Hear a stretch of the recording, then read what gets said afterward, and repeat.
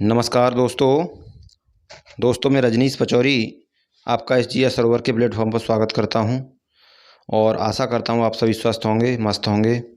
और जो practice set आपको विगत परीक्षाओं में जो प्रश्न पूछे गए हैं वो एक एक करके 20-20 क्वेश्चन करके आपको दिए जा रहे हैं, तो आप उन्हें बराबर लगाइए और अपना अभ्यास जारी रखिए। और जो पिछली परीक्षाओं में बार बार जो प्रश्न पूछे गए हैं उन्हीं का यहाँ पर संकलन आपको दिया जा रहा है इकट्ठा करके। पिछली परीक्षाओं में जो पूछे गए हैं वही प्रश्न हैं जो उत्तर प्रदेश पुलिस में और एसएससी जीडी के माध्यम से जो क्वेश्चन पूछे गए हैं और बार बार ये रिपीटेड क्वेश्चन हैं जो बार बार आते हैं। तो इनका सेट आपके सामने अगला 6वां प्रैक्टिस सेट आपके सामने प्रस्तुत होने जा रहा है और उसको देखेंगे कितने प्रश्न आपके इससे सही जाते हैं।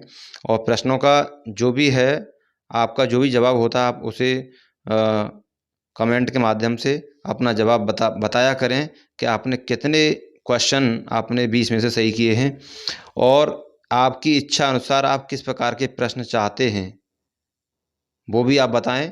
उसका भी आपके लिए प्रैक्टिस सेट दिया जाएगा।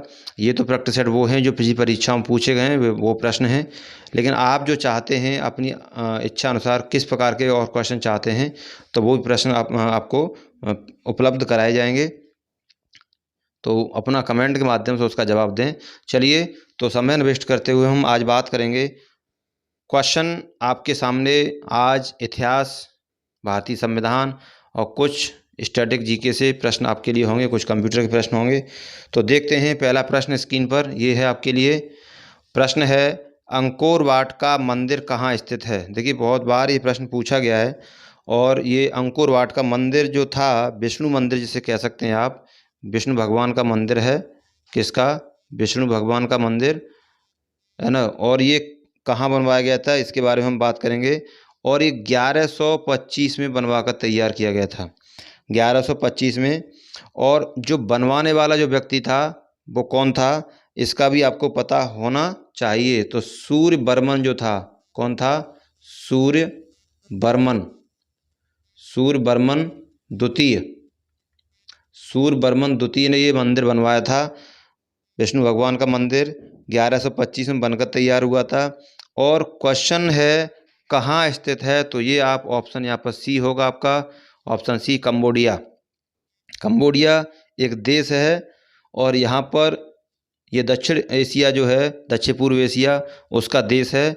और इस कंबोडिया को पहले कंपूचिया कहते थे। क्या कहते थे? कंपूचिया। ये भी पूछा जाता है कि कंबोडिया का पहला पुराना नाम क्या था, तो कंपूचिया था, जिसे बाद में कंबोडिया कर दिया। कंबोडिया में अंकोर वाट का मंदिर है और अंकोर वाट का मंदिर किसको समर्पित है? विष्णु भगवान को। कब बनवाया था? 1125 में। किसने बनवाया था? सूर्यदेव बर्मन द्वितीय ने। चलिए, अगला प्रश्न स्क्रीन पर देखते हैं। प्रश्न है, अकबर कालीन सैन्य व्यवस्था आधारित थी। देखिए, मैं आपको प्रश्न के माध्यम से जो भी प्रश्न आपके लिए होंगे वो मैं आपको 5 सेकंड का समय आपको दूंगा और आप उसका जवाब मुझे दें। तो यहाँ पर प्रश्न है आपके लिए, अकबर कालीन सैन्य व्यवस्था जो थी वो किस पर आधारित थी। तो आपका ऑप्शन ए मनसबदारी, ऑप्शन बी जमींदारी, ऑप्शन सी सामंतवादी और ऑप्शन डी आयना ए दहसाला। तो देखिए, यहाँ अकबर कालीन सैन्य व्यवस्था जो थी वो मनसबदारी प्रथा पर आधारित थी। और मनसब का मतलब होता है पद, मनसब का मतलब होता है पद। तो मनसबदारी व्यवस्था थी अकबर कालीन सैन्य व्यवस्था जो थी। अगला प्रश्न आगे स्क्रीन पर, औरंगजेब ने बीजापुर की विजय कब की थी। औरंगजेब ने बीजापुर की विजय कब की थी। तो option A 1685, option B 1686, option C 1687, option D 1684। तो देखिए, औरंगजेब ने एक सूबेदार थे दिलेर खां, इनके नेतृत्व में इसने आक्रमण किया था बीजापुर पर। और आप देखेंगे वहाँ का जो शासक था वो सिकंदर आदिल शाह था। कौन था? सिकंदर आदिल शाह। इसने आत्मसमर्पण कर दिया था, इसके नेतृत्व में उधर से युद्ध लड़ा गया, इसने आत्मसमर्पण कर दिया आदिल शाह ने। और 1686 में बीजापुर जीत लिया था औरंगजेब ने। तो इस प्रकार से ये प्रश्न आपका ऑप्शन बी सही होगा। अगला प्रश्न स्क्रीन पर देखेंगे, ऑप्शन है शेरशाह सूरी का मकबरा स्थित है। शेरशाह सूरी का मकबरा, ये क्वेश्चन भाई बार बार पूछा जाता है। तो शेरशाह सूरी एक ऐसा शासक था जिसने अपना मकबरा स्वयं अपने सामने बनवाया था। शेरशाह सूरी ने अपना अपना जो मकबरा था वो अपने सामने बनवाया था। और कहाँ बनवाया था? तो ये बनवाया था, ऑप्शन यहाँ पर बी होगा, सासाराम में। सासाराम में अपना इसने मकबरा बनवाया था। और सासाराम कहाँ पर है? ये बिहार में है। चलिए, तो अगला प्रश्न स्क्रीन पर देखेंगे। प्रश्न है, अकबर का मकबरा कहाँ स्थित है? अकबर का मकबरा कहाँ पर स्थित है? Option A Sikandra, option B Agra, option C Aurangabad और ऑप्शन डी फतेहपुर सीकरी। तो आपका समय समाप्त हो चुका है। 5 सेकंड का समय आपको दिया जाता है। तो यहाँ पर सही जवाब आपका होगा, अकबर का जो मकबरा था वो कहाँ था? Option A Sikandra. सिकंदरा आगरा में पड़ता है वैसे तो सिकंदरा में इसका मकबरा था। और क्वेश्चन ये बन जाता है कि अकबर का मकबरा बनवाया किसने था? तो अकबर का मकबरा बनवाया था जहांगीर ने। किसने? जहांगीर। जहांगीर ने अकबर का मकबरा बनवाया था। और कब बनवाया था? तो आप देखेंगे 1612 में ये बनकर तैयार हुआ था। बनवाया था 1612 में। सिकंदरा में इसका मकबरा है। क्वेश्चन पूछा था, कन्फ्यूजन कहाँ होता है? सिकंदरा या आगरा, फतेहपुर सीकरी। तो इस प्रकार से आप इसका ध्यान रखें, ऑप्शन ए होगा सिकंदरा। अगला प्रश्न स्क्रीन पर, चिपको आंदोलन किससे संबंधित है? चिपको आंदोलन, देखिए क्वेश्चन बार बार पूछा जाता है चिपको आंदोलन से संबंधित। तो आप देखेंगे किससे संबंधित है चिपको आंदोलन। ऑप्शन ए आदिवासी विवाह प्रथा से, ऑप्शन बी वृक्षों को काटने से बचाना, ऑप्शन सी मत्स्य पालन, ऑप्शन डी जल संरक्षण।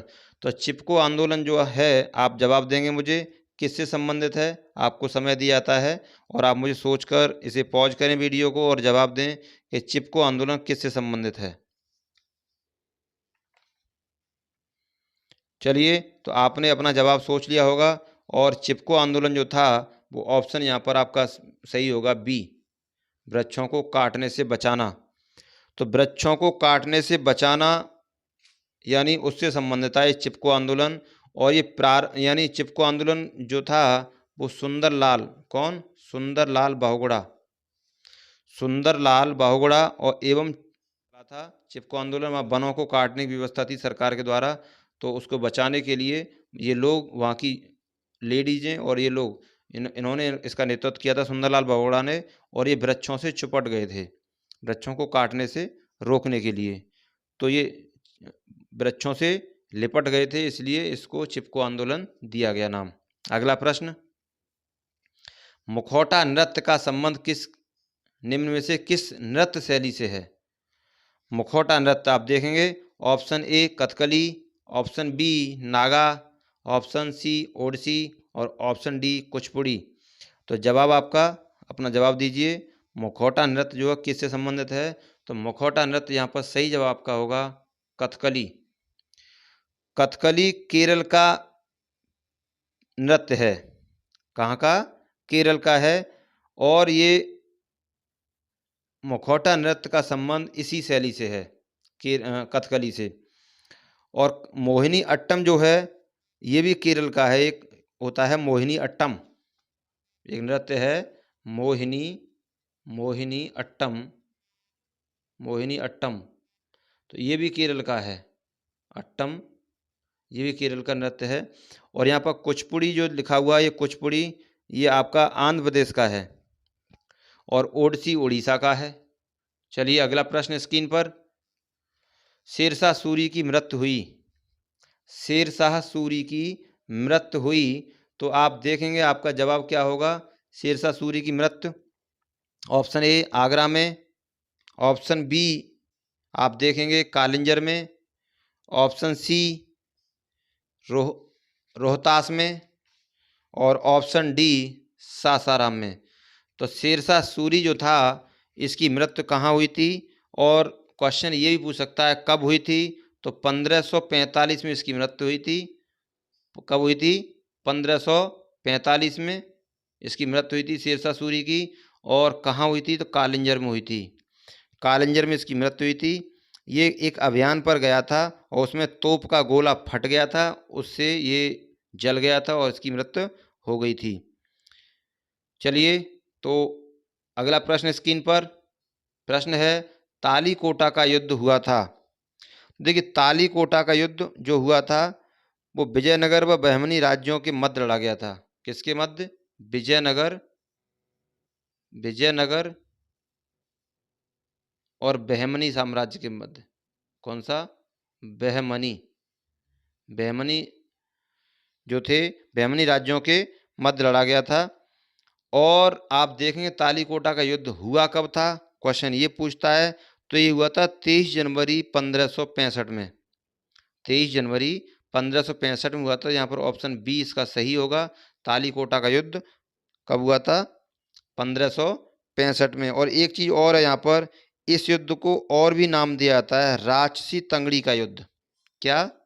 राक्षसी तंगड़ी का युद्ध, ये भी कहते हैं राक्षसी तंगड़ी का युद्ध कब हुआ था।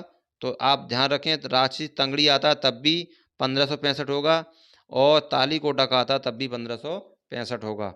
तो ऑप्शन बी होगा यहाँ पर 1565। अगला प्रश्न स्क्रीन पर, भारतीय राष्ट्रीय कांग्रेस की प्रथम महिला अध्यक्ष थी। भारतीय राष्ट्रीय कांग्रेस की प्रथम महिला अध्यक्ष कौन थी? ये आप अपना आंसर जवाब देंगे और सोचेंगे, मुझे बताएंगे कौन थी भारतीय राष्ट्रीय कांग्रेस की पहली महिला अध्यक्ष। ऑप्शन ए आप देखेंगे भारतीय राष्ट्रीय कांग्रेस की Annie Besant. Option B Kamla Nehru. Option C Sarojini Naidu. और ऑप्शन डी आपका होता है विजय लक्ष्मी पंडित। तो आपका जवाब क्या होगा? आप अपना जवाब दीजिए, कमेंट के माध्यम से सोचिए और फिर मुझे बताइए आपका सही जवाब यहाँ पर क्या होगा। मेरा जो सही जवाब है ऑप्शन ए होगा यहाँ पर, श्रीमती एनी बेसेंट भारतीय राष्ट्रीय कांग्रेस की प्रथम महिला अध्यक्ष थी, विदेशी महिला थी।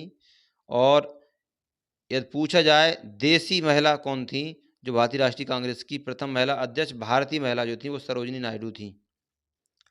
चलिए, अगला प्रश्न स्क्रीन पर प्रश्न है, कौन सी भाषा हमारे संविधान की 8वीं अनुसूची में सम्मिलित नहीं है?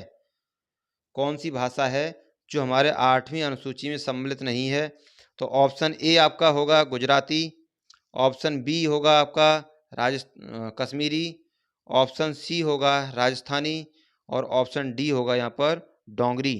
तो अपना जवाब देंगे कौन सी भाषा भारतीय संविधान की 8वीं अनुसूची में नहीं थी।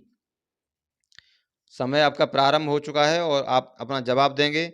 चलिए, आपका क्या जवाब है? वो आपका जवाब जो भी होगा, आपका मेरा सही जवाब यहाँ पर होगा option C. Option C, Rajasthani भाषा 8वीं अनुसूची में सम्मिलित नहीं थी। अगला प्रश्न स्क्रीन पर, भारतीय संविधान में राज्य के नीति निर्देशक तत्व ग्रहण किए गए हैं। तो राज्य के नीति निर्देशक तत्व कहाँ से लिए गए हैं? ऑप्शन ए ब्रिटेन से।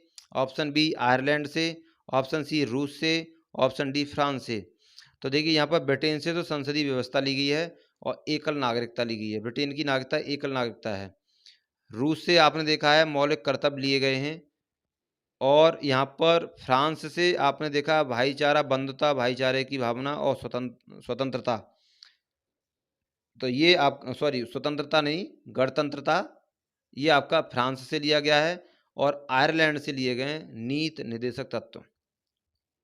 अगला प्रश्न है, भारतीय संविधान निम्न में से कौन सी नागरिकता प्रदान करता है? मैंने अभी बताया था।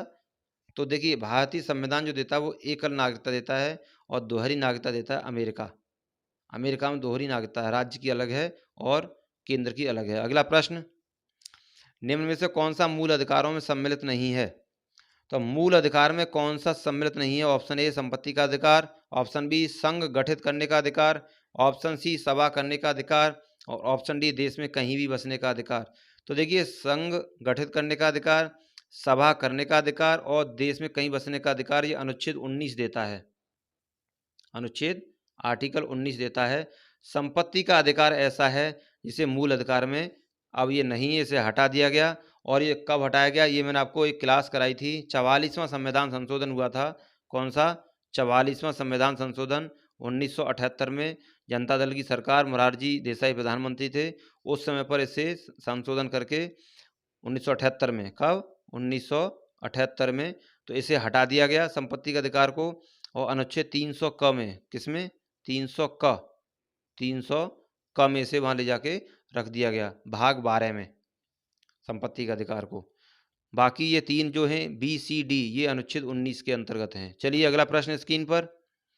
भारत के राष्ट्रपति को कार्य अवधि की समाप्ति से पूर्व भी पद से हटाया जा सकता है? बिल्कुल हटाया जा सकता है। अब लेकिन हटाया कैसे जाता है? सत्ताधारी राजनीतिक दल द्वारा, प्रधानमंत्री द्वारा, महाभियोग द्वारा या न्यायालय द्वारा। तो यहाँ पर सही ऑप्शन आपका होगा सी, महाभियोग। अनुच्छेद 61, आर्टिकल 61 में महाभियोग की प्रक्रिया अमेरिका से ली गई है और उसके माध्यम से कार्यकाल पूरा होने से पहले भी राष्ट्रपति को हटाया जा सकता है महाभियोग प्रक्रिया के द्वारा। चलिए अगला प्रश्न स्क्रीन पर।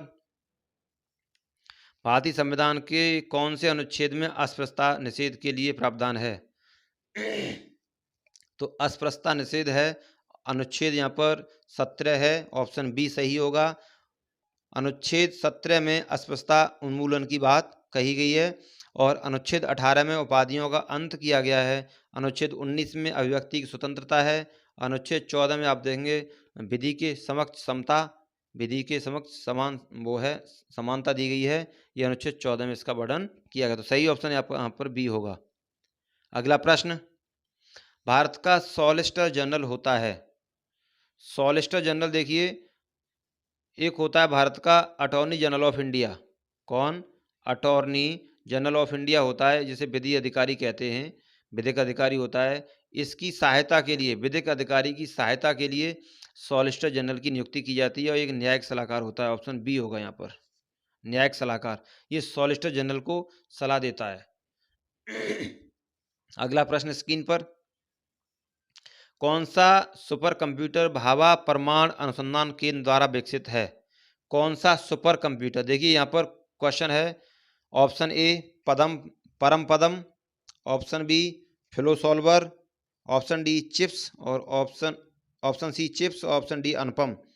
तो ये पूछ रहा है कौन सा सुपर कंप्यूटर भाभा परमाणु अनुसंधान केंद्र द्वारा विकसित है। तो आपका सही जवाब यहाँ पर क्या होगा? ऑप्शन डी अनुपम। अनुपम को भाभा परमाणु अनुसंधान में बनाया गया।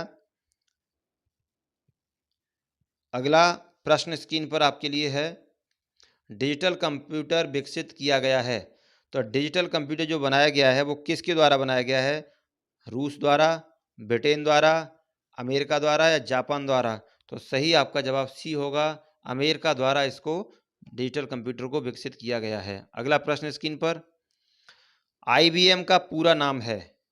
IBM का पूरा नाम जो है Indian business machine, option B international business machine, option C Italian business machine, option D integral business machine. तो IBM का जो पूरा नाम है वो आपका सही जवाब होगा international business machine, option B. Option B होगा इसका सही जवाब, इंटरनेशनल बिजनेस मशीन। तो आपने देखा बारी बारी से 20 क्वेश्चन आपने किए। कुछ यहाँ पर कंप्यूटर के थे, कुछ क्वेश्चन स्टैटिक के थे और कुछ आपने इतिहास और संविधान से किए। चलिए, तो ये आप प्रैक्टिस सेट लगाइए और जवाब कमेंट के माध्यम से दीजिए कि आपके कितने सही प्रश्न हैं यहाँ पर और कितने गलत जा रहे हैं, उनका जवाब दीजिए। और गलत जा रहे हैं तो उनका विश्लेषण भी कीजिए, गलत क्यों जा रहे हैं, गलत होने का कारण क्या है, कहाँ कमी है। तो उस पोर्शन को आप बार बार उसका रिवीजन करें और पढ़ें जिस पोर्शन से आपके क्वेश्चन गलत होते हैं। इतिहास से गलत होते हैं तो इतिहास से गलत क्यों होते हैं उसे बार बार पढ़िए। संविधान से गलत होते हैं उसे पढ़िए। और स्टैटिक से तो स्टैटिक की आपको प्रैक्टिस के माध्यम से मिलती रहेगी। तो ये 20 क्वेश्चन आपके लिए स्क्रीन पर थे और ये बार बार पिछली परीक्षाओं पुलिस में और SSC GD में पूछे गए हैं। इन्हें लगाइए और कमेंट के माध्यम से बताइए कितने प्रश्न आपके सही हैं। तो आज के लिए ये इतना काफ़ी है। अगले प्रैक्टिस सेट के साथ फिर हम मुलाकात करेंगे कल। तब तक के लिए विदा लेते हैं। नमस्कार।